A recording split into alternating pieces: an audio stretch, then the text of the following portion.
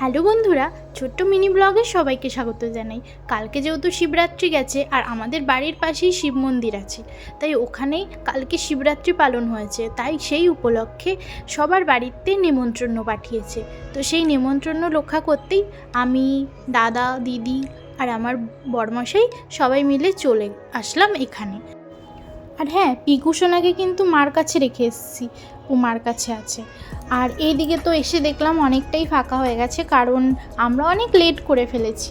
সত্যি কথা বলতে প্রায় আমরা সব জায়গায় লেট করে ফেলি, বাড়ির কাছেই হোক বা দূরে, আমাদের এই স্বভাবটা আছেই।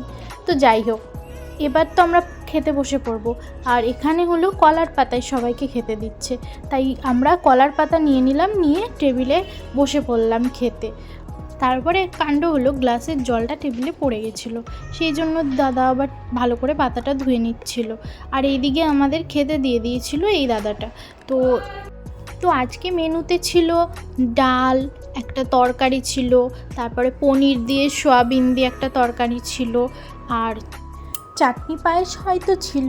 তবে আমরা যে সময়ের মধ্যে যেতে পারিনি, ওই জন্যই ফুরিয়ে গেছে হয়তো, অনেক লোক তো আর কি করা যাবে।